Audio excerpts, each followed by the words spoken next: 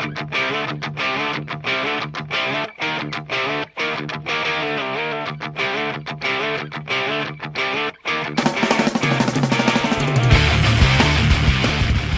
everyone, today's guest is Brann Dailor, drummer and songwriter for the Atlanta, Georgia heavy metal band Mastodon. Together we dissect the writing, recording, and release of the song Blood and Thunder, taken from their 2004 album, Leviathan. Brann tells the story of how he came up with not only the concept of the song, but for the whole album, based around the 1851 Melville novel, Moby Dick. Their first album revolved around the concept of fire, and Brann wanted the second record to involve another of the four elements, this time being water.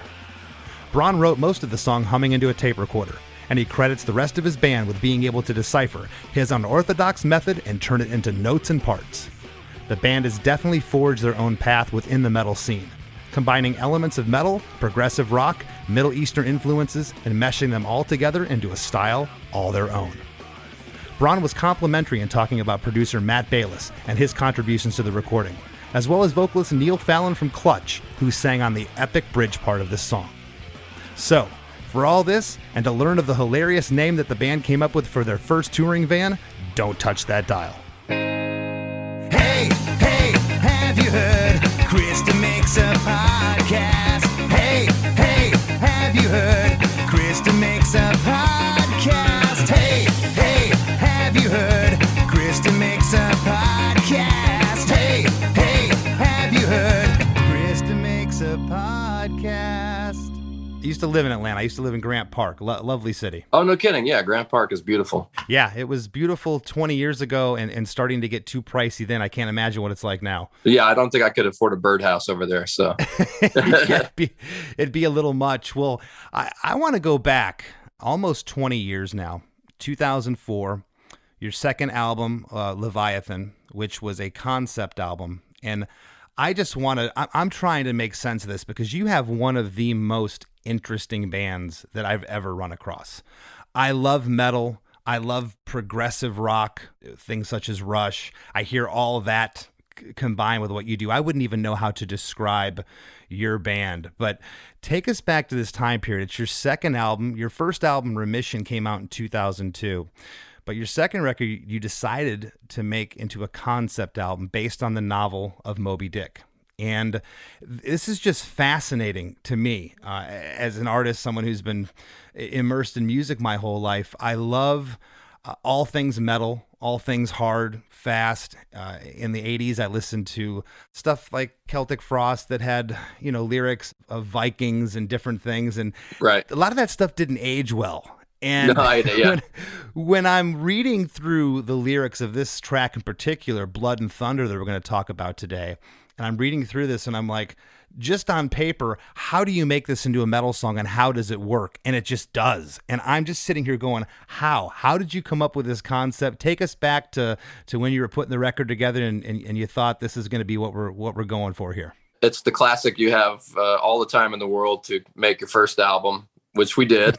We had all sorts of time and we just were kind of going about, but we were all working our day jobs and we were getting together at night and we were in our 20s and we were just excited to be playing together. We just had this shiny new toy sort of just discovering this sound that we thought was unique and cool. And we just were chasing it, so getting together every night, jamming. And I think the songs for Leviathan came together pretty quickly. If I'm not mistaken, I think it was only maybe 3 or 4 months of jamming and we were done. We were pretty much ready to go in and record everything.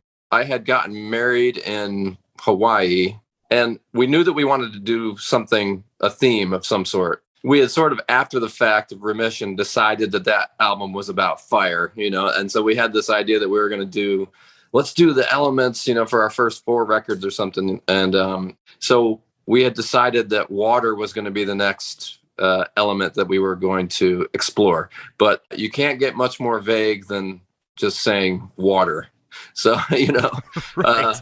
We need to be a little more specific, it'd be nice if we could get more specific than that. And I went to Hawaii, got married, and then I had to meet the guys in the UK. And I had a ridiculous 36-hour long flight with a bunch of connections and stuff. And in the gift shop in Hawaii at the airport, I bought Moby Dick because I had it in the back of my head that I wanted it to be about Moby Dick. It just made something about it made sense. I had read it as a teenager and not totally comprehended it. There's a lot of old English used in it, so it's sort of a little bit hard to follow. And he kind of goes off. I mean, it's a brilliantly written book. Obviously, it's one of the greatest books ever written, one of the great American novels. And Melville is one of the great American authors, and blah blah blah.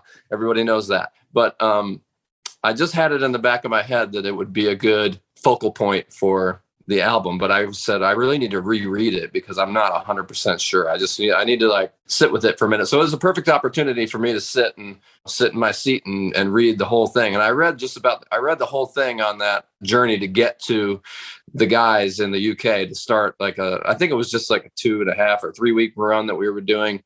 I think it was just a few pages in, and they were referring to the whale as the sea salt mastodon, and I was just all this stuff was clicking for me. And by the time I got to the UK, I sort of had my pitch, my elevator pitch worked out for the guys, right. Because I knew that I had to sort of sell it, but I was passionate about it. So that helps. Yeah. And I was like, listen, I got it figured out. For me, it was more the aesthetics of the whole thing. I could see that the art was going to work well with it. We're going to have an M with 2 harpoons crossed, and we could do this. And I just had it all sort of, worked out. We knew we had an artist in Paul Romano that was going to be able to execute this sort of classic painting style that we had done with Remission that we knew he was capable of. And so I was like, okay, we got our guy that can paint anything and kind of make it look like a Dutch masters almost, and so it all sort of clicked on that really lengthy plane ride for me. That was the nucleus of us solidifying the fact that we were going to do a concept album. It was going to be about Moby Dick. And, it wasn't like, okay, now all you guys have to sit and read this whole book. You know what I mean? Right. Like I'm going to give the cliff notes. And then if you're writing your lyrics, just sort of have it be in the neighborhood of what we're talking about here, And so it's like bullet points. And then it sort of just gave us some direction, as far as lyrically, sometimes we get lost and we don't, what are we writing about? What's our viewpoint? What's the stance? Where are we coming from? What are we trying to say? And instead of sort of maybe cannibalize a newspaper and try to figure out some kind of story to regale in a 3.5 minute song, it makes more sense for us to have something to look at that we can, have more of an arc. And it doesn't have to be telling a story verbatim from start to finish, like song 1 starts with this and then it goes, and you can follow this narrative, that weaves through the whole thing. It's a little looser.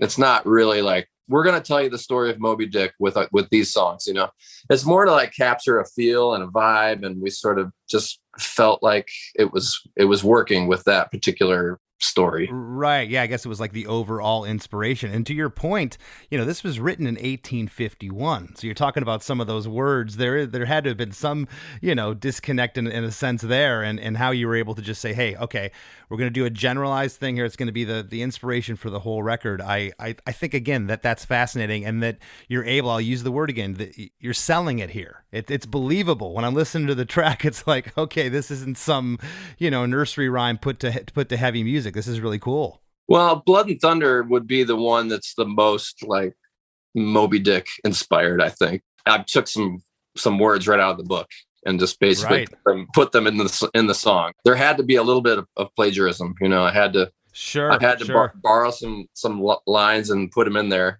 I loved that Blood and Thunder was the first song because I loved the opening line of, I think that someone's trying to kill me. I just thought it was just so perfect and just got us got us going, and really the record doesn't let up the whole time. And it's kind of one of those, I love it when a plan comes together. Yeah.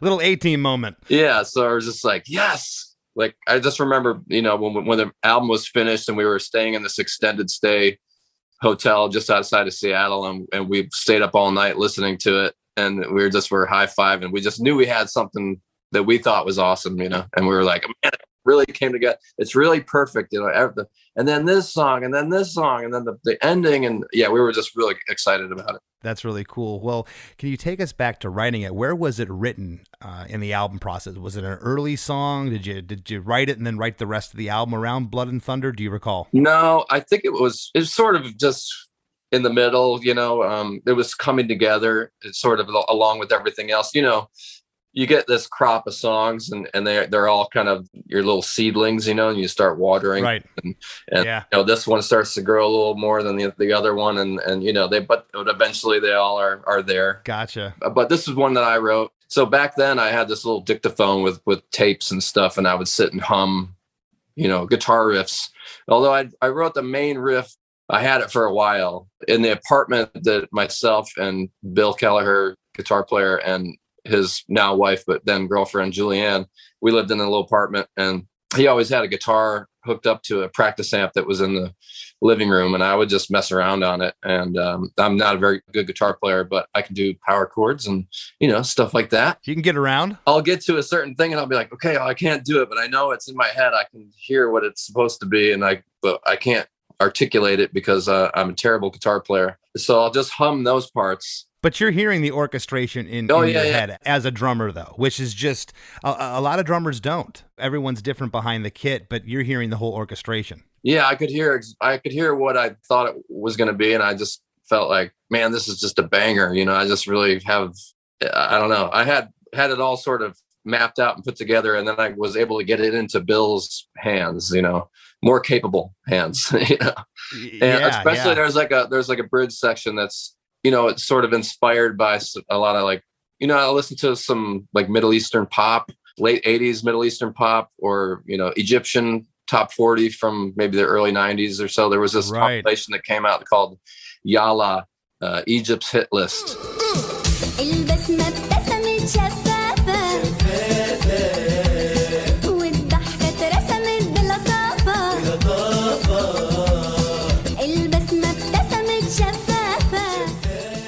And I had it on vinyl when I was a teenager, and I loved it. It was just something about, some of the keyboard sounds are just real cheap sounding, and some of the vocals are like distorted, and I don't know, something about it I just love. And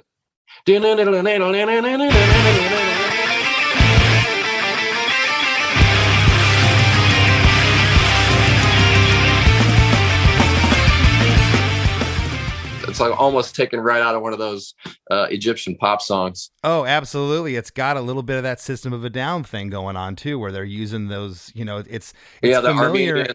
It's the, I really at a pretty young age, I sort of fell in love with the Arabic, scale.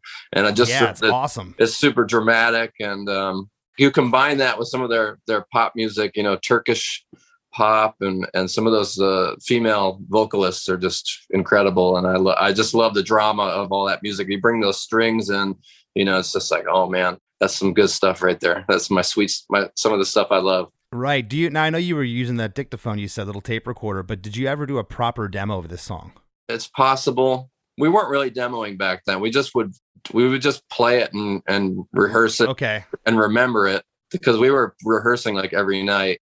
It's not like we were struggling to remember something cool that we had come up with. We just were very adamant about, let's play that again, play it again. So it was pretty tight arrangement wise when you went into the studio to cut the track. So you kind of had it all together. We didn't have the vocals weren't all the way there. There was like I'd come up with a White Whale Holy Grail thing, I think, first. And then basically we had a tour booked with Clutch that was almost probably 2 months long, that got us out to the West Coast. And we basically, this is like before the YouTube age, Right. This is really before, there was a handful of people at every show that knew who we were, but really we were sort of still just kind of starting out. And going on tour with Clutch was a big deal for us, and we basically picked 3 or 4 songs that were going to be on Leviathan and played them every night, and just, Brent and Troy would sort of yell stuff randomly where they thought maybe vocals would go, because we didn't have any lyrics really written. And I was sitting in the van writing the lyrics for Blood and Thunder just on the way to the next show, and I'd be like, singing them to Troy while Troy was driving and being like, I think it should go like this, like. Isn't that so cool to be able to go out on the road and test your ideas and not have to worry about it being on YouTube the next day? That was great. I used to love that. It was really awesome. You kind of road test this stuff, and you can tell, I feel like you can tell when we got to the studio and went and recorded it, because now you really can't do that. So when you go in the studio, the stuff is kind of, it's fresh. You haven't played it in front of anybody. You just like go in and hopefully it comes together. But back then it was like, man, we've already played these songs like 100 times in front of people. We know the way that they're supposed to go. We got the arrangements completely nailed down. The vocals still were sort of a mystery, but they were more fleshed out by the time we got to Seattle. Also, okay. Matt Bayless said, please don't ever do that again, because you guys are fucking crispy and burnt out. And we were like, yeah. Yeah, well, for the listeners, you're speaking to Matt Bayless, who produced the record with you guys. And I want to get into him in a little bit when we get into the song. But that's, getting off the road and going right in, I've never done that. I'd be probably burned out as well. We should have picked maybe a shorter run, because it was a lengthy run. And we just had Neurosis. They told us they did that with one album, when we were like, we should do that. Neurosis did it. We'll be fresh off the road. We'll go in and nail it. Yeah, I don't know what we were thinking, but and back then it was hard touring. It wasn't like, a bus, and it was like the Fart Box, which was our affectionate name for our van.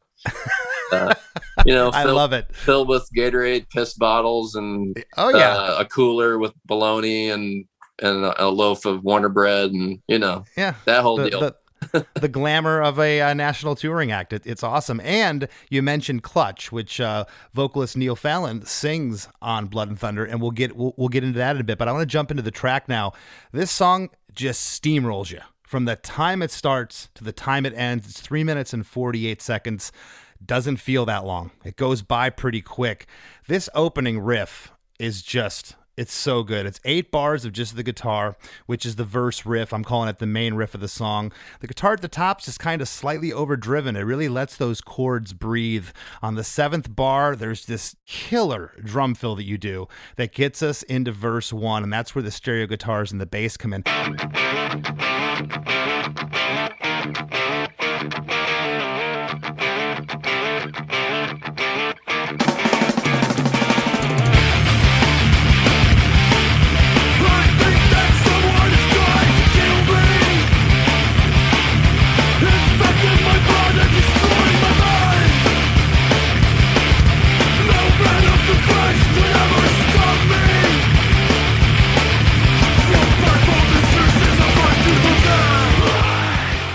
This riff off the top, it just takes me back, not as a retread, not in a bad way, but back to the 80s when I was listening to, it reminds me of Megadeth, kind of reminds me a little bit of Corrosion of Conformity, some of the hardcore stuff I was listening to. And it's kind of got a hardcore kind of thing. We had a lot of that in our sound early on, it's kind of folding in the sort of the hardcore stuff that we had been listening to our whole lives. So yeah, and the whole guitar is in drop D for this, super heavy. And verse 1, I'm gonna read these lyrics, Brann, and I'll have you set them up for us.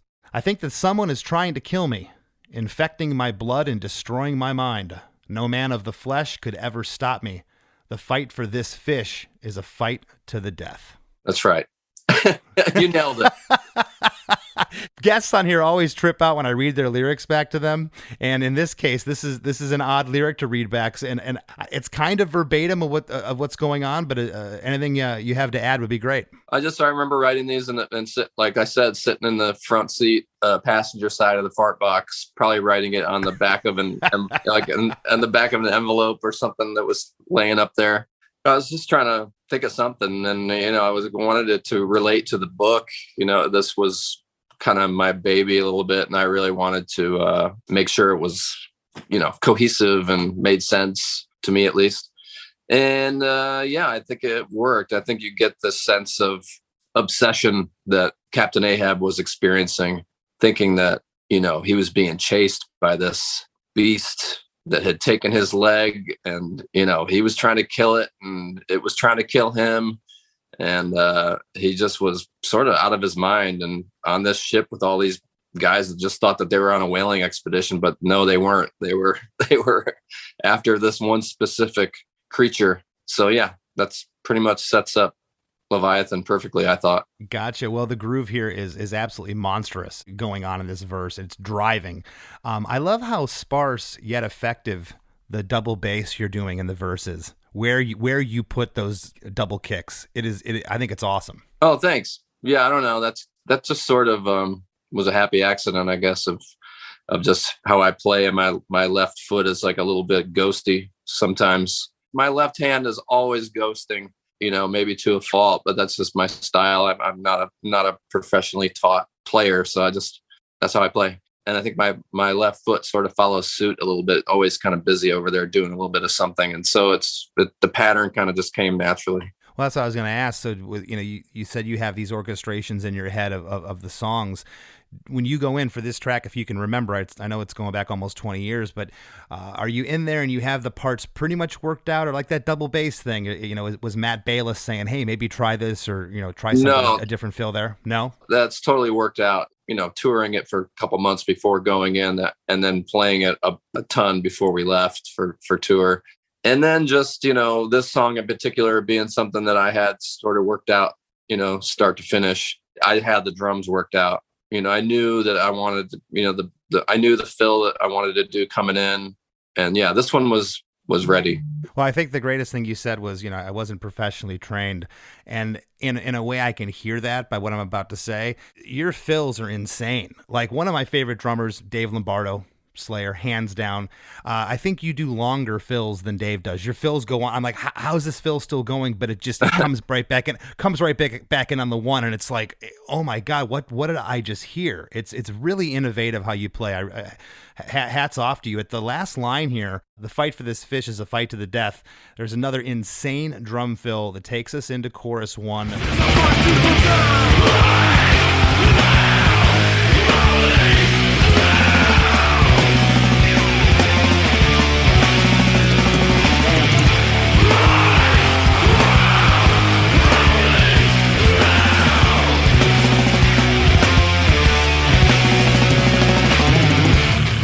Chorus 1, we're already in the first chorus, 32 seconds. That's right.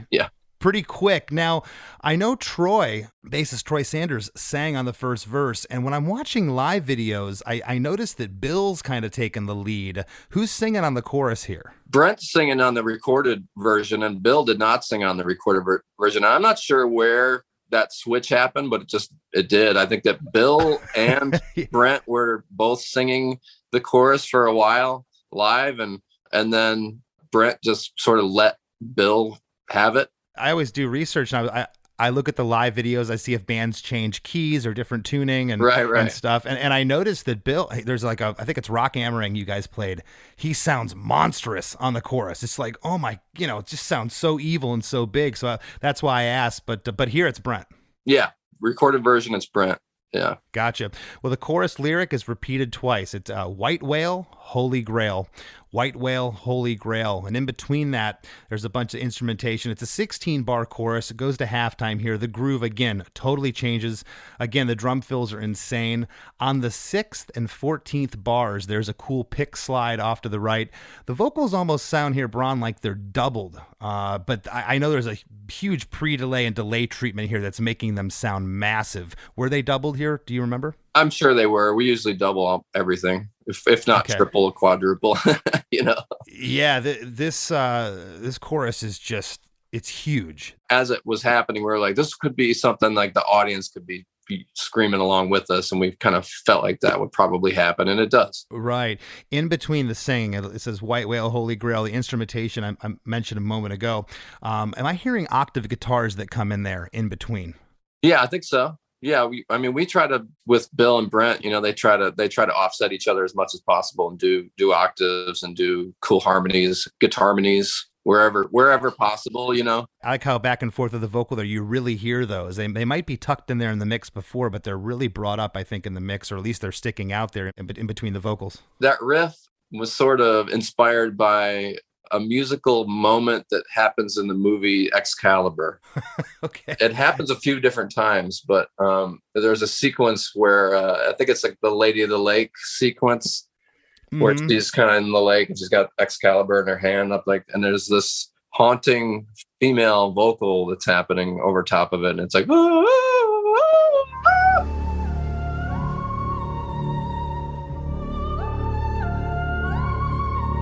The Lady of the Lake. Take it! And so I was watching that, and so there you go. Secret. Yeah, no, that's really cool, because I had written in my notes here too, just the movement of the chords in that chorus is almost symphonic, if that makes sense. Yeah. Kind of what you were just talking about, just the way those chords move. Well, right out of chorus 1, we're immediately into verse 2.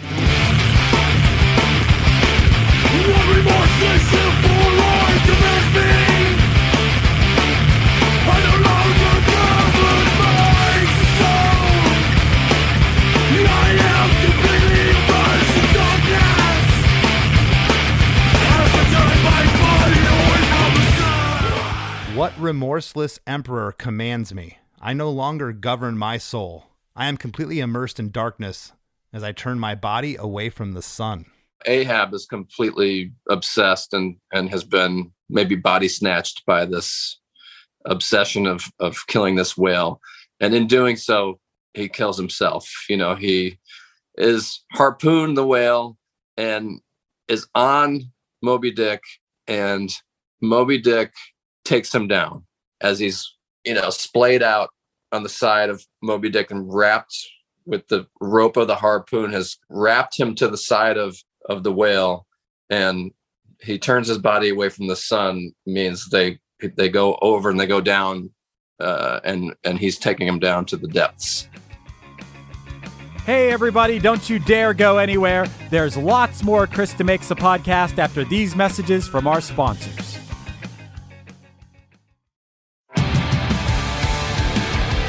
What's up, everybody? I am Finn McKenty, host of the Punk Rock NBA podcast, part of the Sound Talent Media Podcast Network. My podcast is all about doing what you love for a living, and every week I sit down and talk to people who have done exactly that. For example, musicians like Tommy from Between the Buried and Me, Matt from Periphery, Lil Lotus and Shinigami, among many others, photographers, artists, designers, YouTubers like Glenn Fricker and Sarah Dici, and I unpack exactly how they got to where they are today with the goal of helping you do the same. So if that sounds cool, you can listen and subscribe at soundtalentmedia.com, and I'll see you there. Hey everybody, I'm Chris Fafalius. I'm the producer of Chris DeMakes a Podcast, and I am once again asking you to check out our supporting cast program.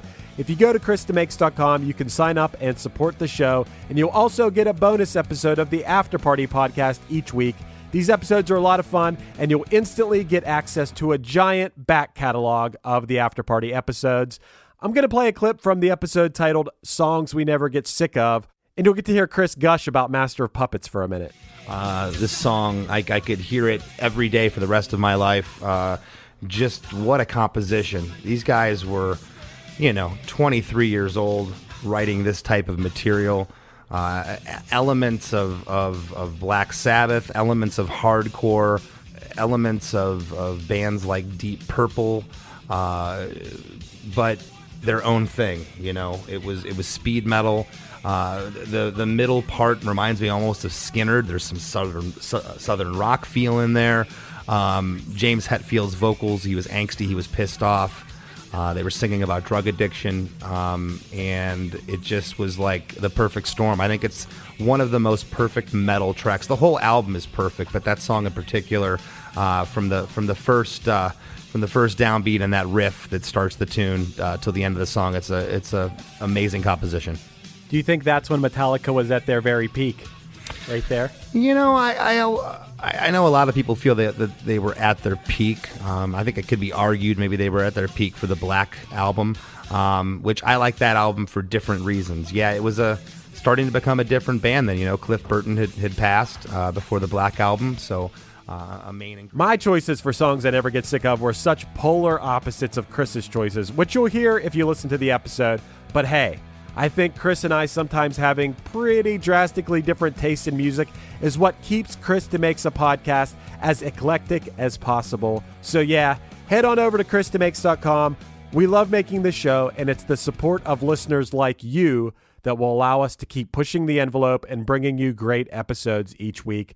Thanks to everybody who already joined, and if you're on the fence, maybe check out ChrisDeMakes.com today. And now, back to the show. Well, I want to talk real quick about producer Matt Bayliss. I guess he started as an assistant for Brennan O'Brien on Pearl Jam's No Code and Yield, and you ended up total...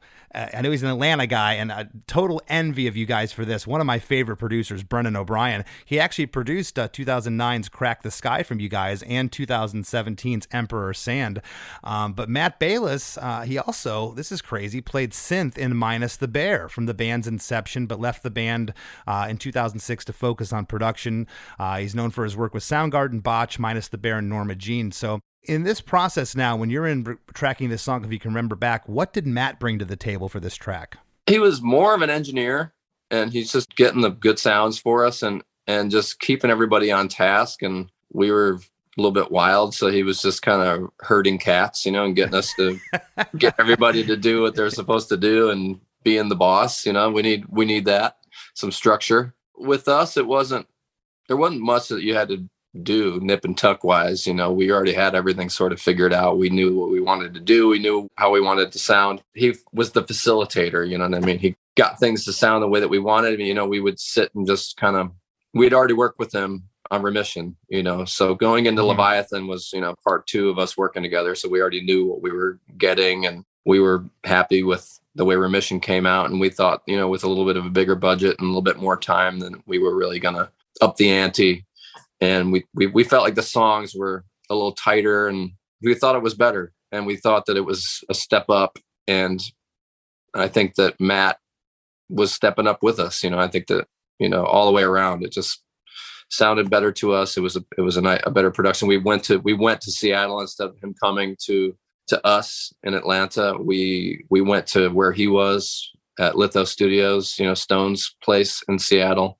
Cool. And it was a great experience, because we figured we were going to get a better sounding record if we went to the place where the producer engineer was most comfortable and had everything at their disposal that they were used to working with. And so we're like, let's get the best we can get with working with Matt, so that was us going to Seattle and being there with him. That's cool. That's kind of what I thought you were going to say. This composition is so grandiose and so crazy. It's like, maybe he would have said, hey, we should trim this bridge down, but he didn't seem so much like the idea guy. He's just back there. He's manning the board. He's driving the ship. He's keeping the cats in line, as you said. And, it sounds like he grew with you too from that first record. I think so, but I mean, I wouldn't say that he didn't have any ideas. He did, those little conversations that you have, admit, hey, should we take 2 off of this? And, oh yeah, let's try it. We'll see what it sounds like. Hey, should we, but I wouldn't consider it to be like producer, but I don't feel like we've ever really needed that. Like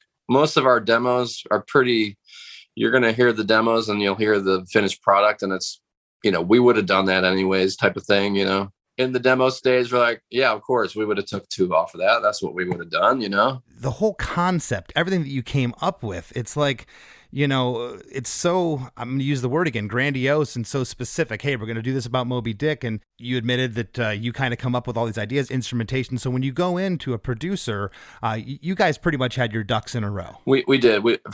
Especially for this one, I'll say, with Leviathan, we were, just chomping at the bit to record it. We felt like we collectively had something really special, especially with, some of the stuff that Brent wrote on there, like Aqua Dementia that we came up with together, and Hearts Alive, the big epic closer. We were just like, man, I can't wait to get this stuff down and get it out. Like the collective feeling of the band was us harpoons raised to the sky. Basically, that was like our, yeah, let's go. It was fun. You feel like you made something special. You were proud of it. And you did. From that moment, you guys just kept going up and up. Well, chorus 2.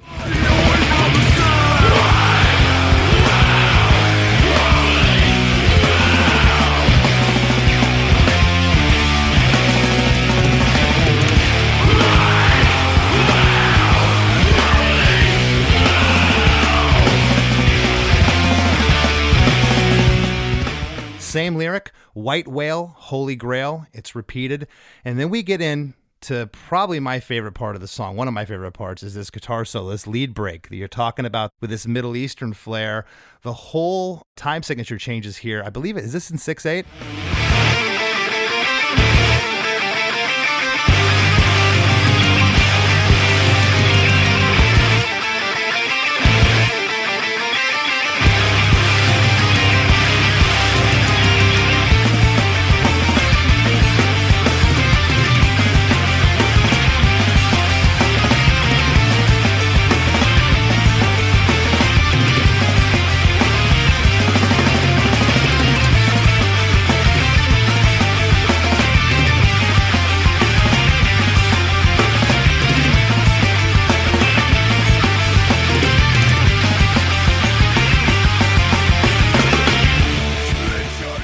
We spend a lot of time in 6/8. We hang out there quite a bit. That's like our corner store, basically. It's awesome. I love when it changes here. There's the dual guitar solo that's going on. One's playing the harmony. And I just wrote a la Maiden, Priest, Metallica. It's got that dual lick thing, but it's not that. It's more so that Middle Eastern Arabic feel that you're talking about there. And did you come up with that run, or is that something that you hummed into your tape recorder? Yeah, I hummed that into the tape recorder and got it into more capable hands of Bill and Brent. I mean, I think that my version of it was probably, when I got it into their hands, they're two of the greatest guitar players ever. So, I mean, they just took it and ran with it and made it super awesome.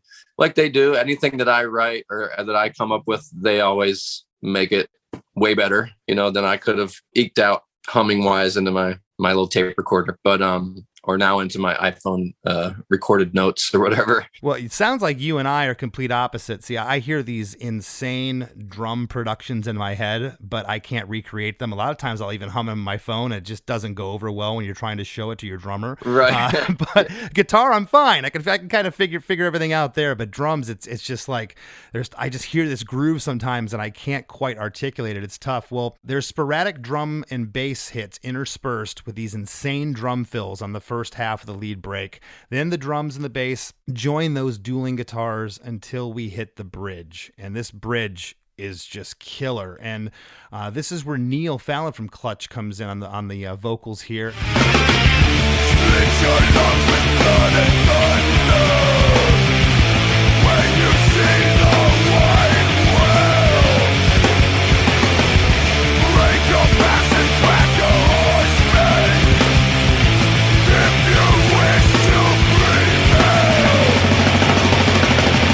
This ivory leg is what propels me.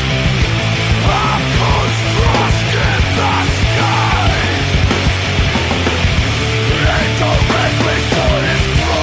And directly for his broken brow, and look him straight in the eye.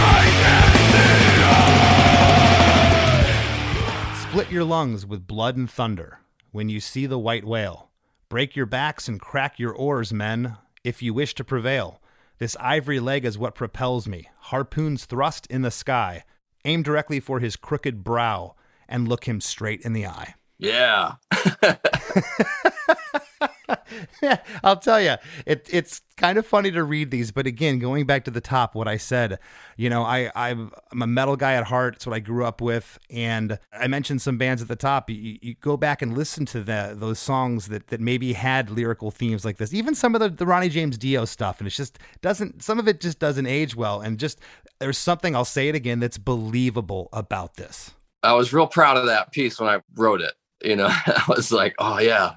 And to be honest with you, reading them back, just kind of reading them, which is something I try to do with all the lyrics that I ever write, is I will read them without, I'll read them to myself out loud, or I'll read them to someone out loud, just the way that you're doing it, just to try to make sure that they're not super cringy, And so hearing you read those, I'm like, okay, I'm still okay with them. That's awesome. I feel like they're still fine. Like I don't have a huge problem with anything that happened there.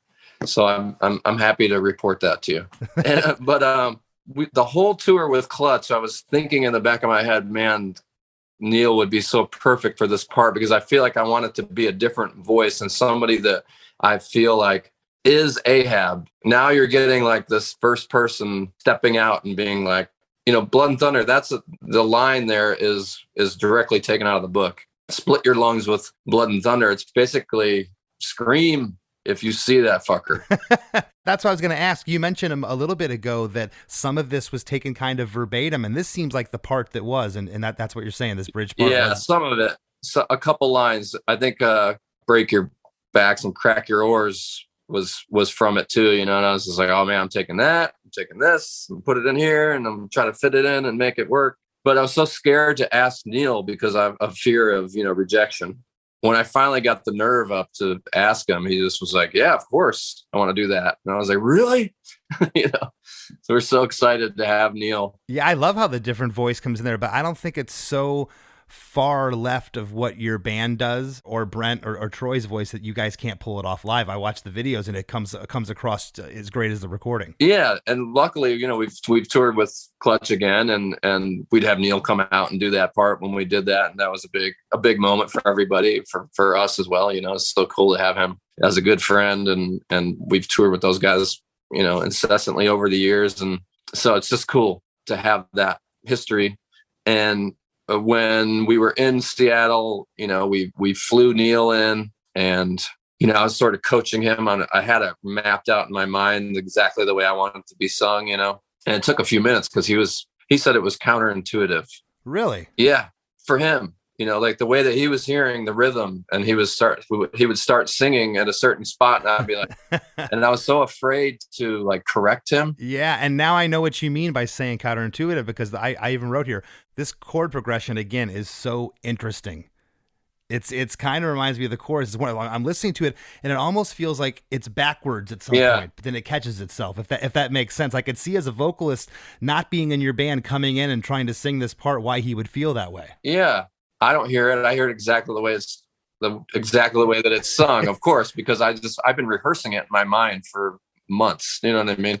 And so I have it like totally nailed down exactly the way I want the cadence to be, and also rhythmically, I've kind of approached all the vocals that I do and all the vocals that I hear in my head is another layer of percussion.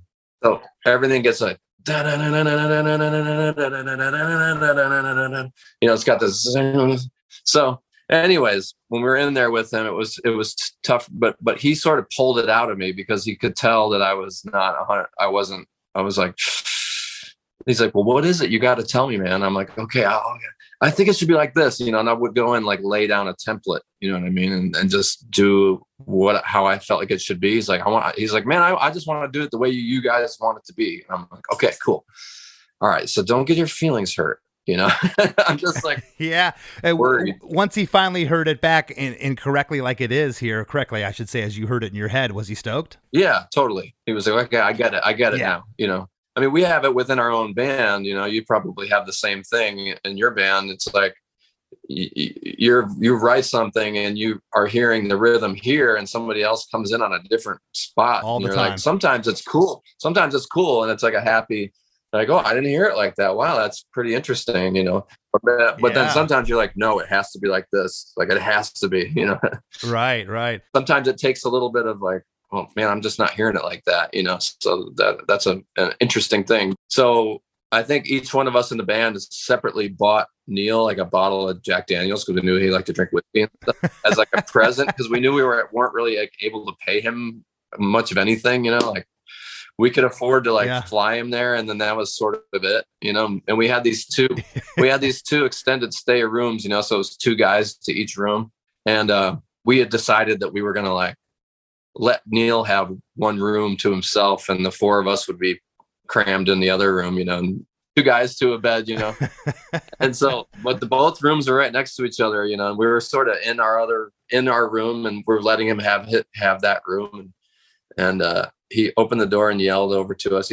He's something like, hey guys, it doesn't have to be like this, you guys can come over here, and we're like, oh, sorry, we didn't want to, You were showing Mr. Neil Fallon a little Southern hospitality, and I commend that. We were trying, man. We we respect him so much, and we were so happy that he had said yes to do this this cameo with us. And man, for our band and for our fans, it really was like a legend. It's a legendary moment, and I'm so happy that it was Neil and that particular voice, because I felt like it was such the embodiment of Captain Ahab's voice. You know, if there's anybody that's going to be Captain Ahab, it's Neil. You know what I mean? Yeah, that's awesome. I love it when a plan comes together. That was another piece of that plan, which I felt like was just so perfect, and he nailed it. He did such a great job. Yeah, no, he absolutely killed it there. And the bridge part of the groove changes yet again here. The stereo guitars go to a downstroke strumming pattern.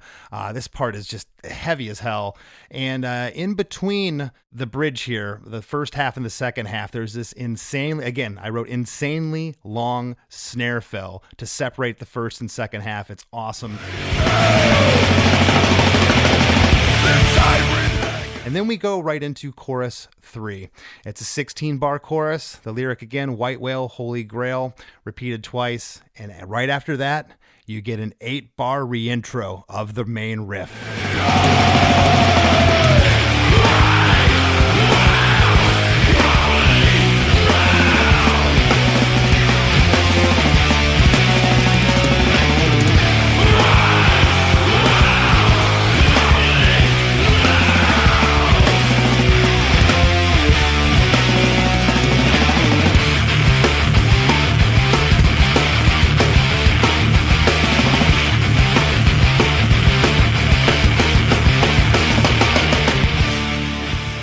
I don't know what it is about the riff coming there off of that chorus. It just kicks my ass. It is so heavy and so good right there. And then we get into the last part of the song. I'm calling it an outro, but it's almost like a coda. You get another progression here that comes in. And the band goes halftime here until the end of the song. On bars 9, 11, 13, and 15, octave guitars get really loud. They come in accenting the riff. It's killer there. And then the band ends abruptly and the song comes to a close.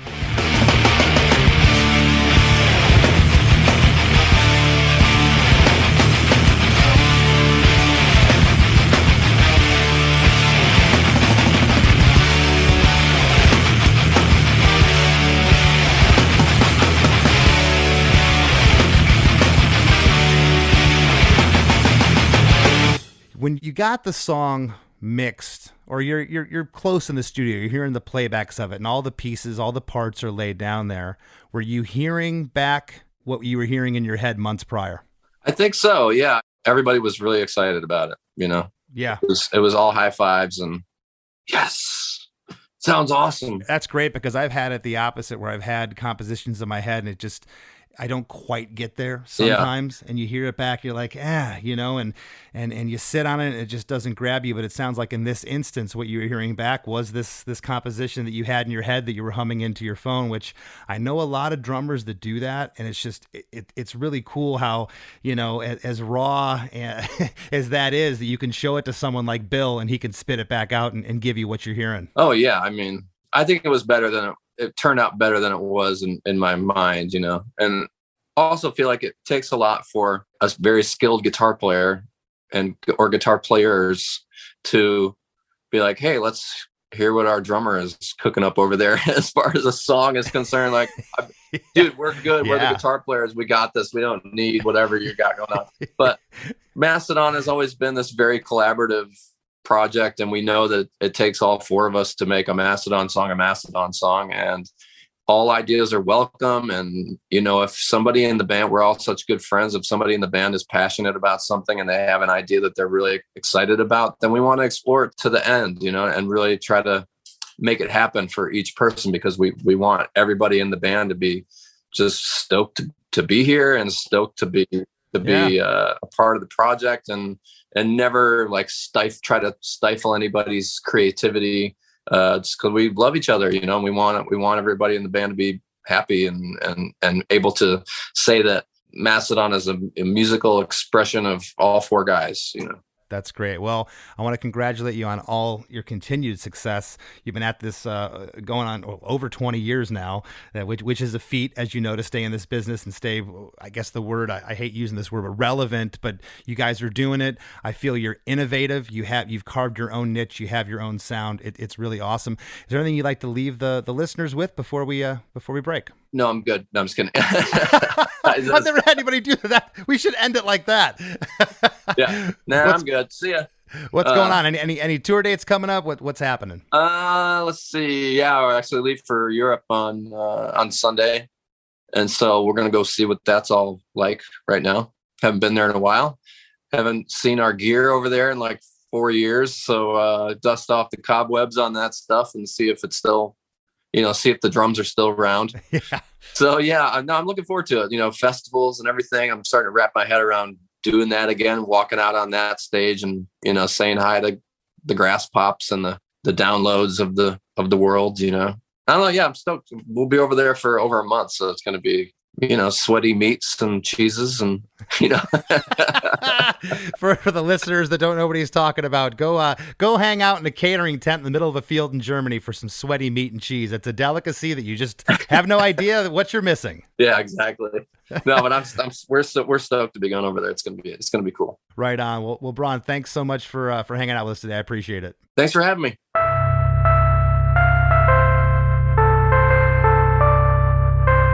There's lots more Chris DeMakes a podcast after a few words from our sponsors. Mad Magazine. Advertising mascots. B-movie posters. And cartoons. Oh yeah, can't forget cartoons. If you get the funky connection that ties these pop culture gems together, you'll dig Two Designers Walk Into a Bar. See, we're a couple of creatively curious pals living between the bookends of grand museums and dive bars. Hey, you know the place, the sweet spot where highbrow and lowbrow become drinking buddies. So join our barroom chats as we talk influential work and uncover stories of how the familiar became iconic. Think behind the music for the stuff we love. Check out our website at twodesignerswalkintoabar.com. And listen wherever you get your podcasts or visit evergreenpodcasts.com. Hey everybody, if you like Chris DeMakes a podcast, I'm going to assume that you like music podcasts. And if you like music podcasts, check out One Hit Thunder. Each week, we dive into a one-hit wonder, and along the way, we gain some knowledge and have some laughs. Lou Bega, Crazy Town, Harvey Danger, The New Radicals, Aha. We're over 100 episodes in now, and to paraphrase the great Matthew Wilder, nothing's going to break our stride. Subscribe to One Hit Thunder wherever you get your pods. As we near the end of the show, here's a band you might not know. Welcome to this week's Band You Might Not Know. If you'd like your band to be considered for Chris DeMakes a podcast, all you have to do is email your best song via MP3 only and bio to bandyoumightnotknow@gmail.com.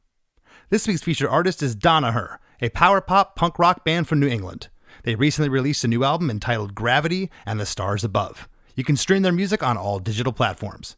Here's a snippet of their song, For Your Love. Waiting, hoping, wishing for your love. No one else above. You're the one I'm thinking of.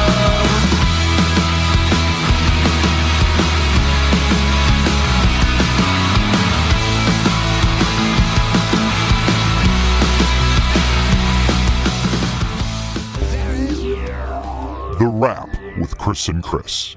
So, Chris, that was a pretty awesome story behind the inspiration for the song. It kind of took me back to the Brett Gurewitz episode in a way, just the literary references being an inspiration for a song. I was trying to say this to Brann in a way that wasn't coming off. I don't even know what word I'm looking for here, but I didn't want him to think I kept harping on the concept. But again, if I were to sit down right now and say, you know what, I'm going to write a concept album based on the Grapes of Wrath, do you know how cheesy that would come out? It wouldn't be believable. It's not up my sleeve to do something like that. The fact that they pulled it off, and you listen to this and it's anything but cheesy. The track is just pummels you from the time it starts till it ends. It's awesome. I can't imagine a much better novel to base a metal song around than Moby Dick. It's pretty badass, right? No, it is. It's really cool. And I referenced some 80s bands, and I think I even said like Ronnie James Dio. A lot of their lyrics do hold up, and they're killer. Some of Dio's lyrics are great, and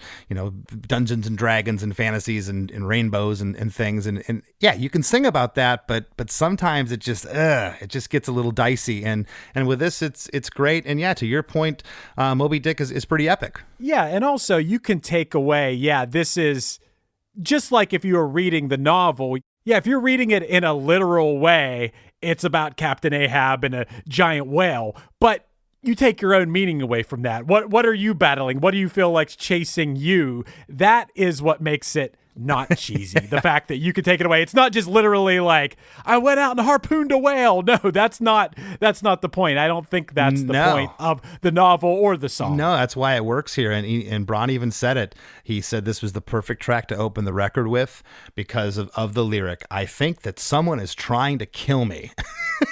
Right. And who can't relate to that in metaphorically in so many different ways, not actually stabbing you through the heart, but killing you spiritually, emotionally. I think it's a great lyric to open the record with. And just a great lyric to open a metal record with. It might be the best lyric I've ever heard to a start of a metal album. That's amazing. It is. Yeah. I probably should have prefaced that with metal album. Yeah. It's a great metal album opening lyric, but just at the top here, like I said, he even said, yeah, we come from a hardcore background. That riff, it's got like that early to mid 80s hardcore thing about it. And then when the drums and the whole band kick in off the top, it's so heavy. I love his playing. I don't know of any other drummer that does fills as long as Brann does. The fills just go on for like 2, 3, 4, 5, 6 bars. Sometimes they're insane. He's such a great drummer. And it's interesting hearing a drummer's perspective of songwriting, especially when he can get the idea for the song in his head. And like he said, that, you know, he's not the greatest guitarist, but he knows that he can rely on his bandmates to be able to take the idea, what he conveys to them, and bring it to life. That's some real trust, and that is what makes for an awesome band. It is. And as I said, him and I are kind of opposites. I have these crazy drum orchestrations that go on in my head sometimes that's hard to articulate. And thankfully, through technology, drum programs, I can kind of, get closer to that now when I'm presenting it to Matt and my band or somebody, like, hey, this is kind of where the groove is sitting for me, tempo wise, and where it's at.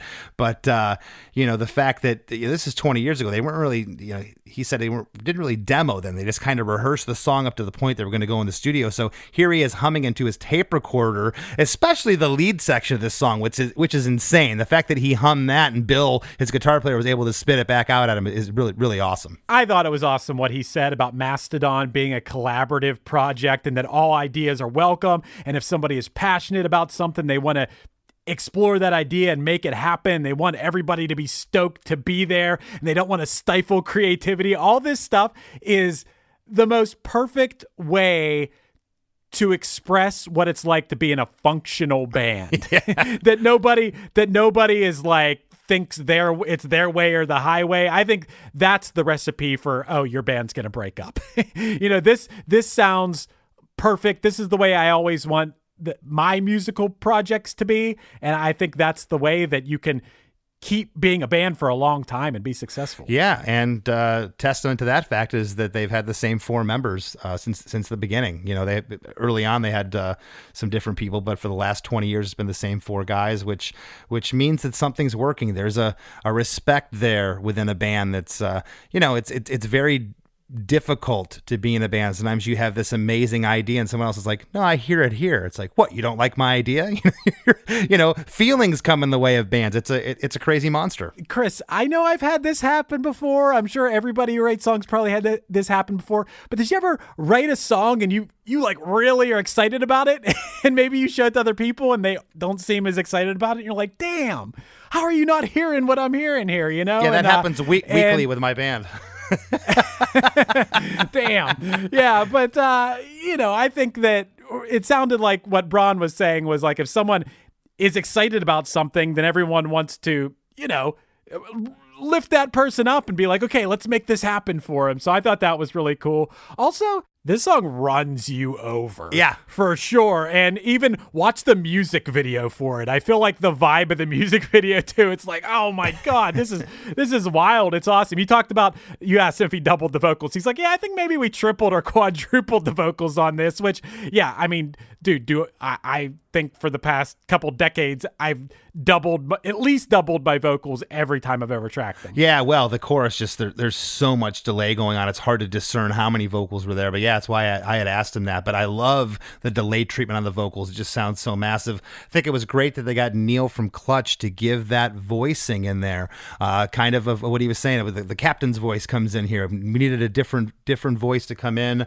but yet, like I had told him in researching this episode, watched a bunch of live videos. They can pull it off without Neil being there. It still sounds like Mastodon. It wasn't that crazy of a departure. And I also thought it was very interesting that Neil, because this sounds pretty straightforward vocally here, what he's singing, but I could see why Neil was a little confused, because this rhythm is just so quirky in this bridge. And Chris, probably part of it too is, if you don't have Neil there, if you're not on tour with Clutch for Neil to come out and sing that part, I'm sure that the audience can take over some there for him too, you know? Absolutely. And Chris, I got to tell you, speaking of audience, our audience they've been really cool lately in coming together and joining our supporting cast program. Absolutely. As usual, Chris, that was a great segue into talking about our supporting cast at ChrisDeMakes.com. If you enjoy this podcast, which, once again, I always say this, but if you made it this far in the podcast, I'm assuming you do, you should head to ChrisDeMakes.com and check out our supporting cast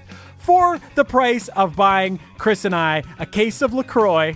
That is, the sparkling water with a tiny bit of flavor, for the cost of buying us one of those to say, thank you, guys. I enjoy your podcast every month. You'll get bonus episodes every week. You can be a contestant on our music trivia game show, Defeat DeMakes, and you support the show that you love. We really appreciate it. It helps us keep making this podcast and keep striving to give all of you the very best show possible. That's right, and there's nothing like a LaCroix spritzer to start the day off, let me tell you.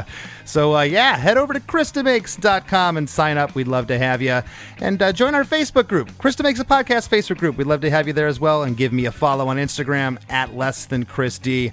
Want to thank this week's guest, Brann Dailor, for sitting in with us, and we'll see you next week. Do you enjoy the content and production of Chris DeMakes a Podcast? Do you have an idea for a podcast or an existing podcast that you'd like to take to the next level? Well, check out WeKnowPodcasting.com. At WeKnowPodcasting.com, we have over 25 years of combined experience in the pod field, and we're ready to help you succeed in the golden era of podcasting. Ever wonder what a punch from Elton John feels like? Or how you'd cope with having turned down the chance to be in Nirvana? Or what signal Keith Richards gives when he wants you to get the hell out of his hotel room? Fans of Too Much Effing Perspective don't have to wonder, because they've heard these exact stories and a jillion others on our podcast. I'm Alex Hoffman, former tour manager for Radiohead. And I'm musician and comedy writer Alan Keller. On the TMEP show, we get guests like Nancy Wilson from Heart, Jeremiah Freites from the Lumineers, and Modern Family's Julie Bowen to tell us things they may have only shared with their therapist, clergy, or a TMZ stringer. So join us on Too Much Effing Perspective. That's EFFING Perspective. The only podcast you crank up to 11.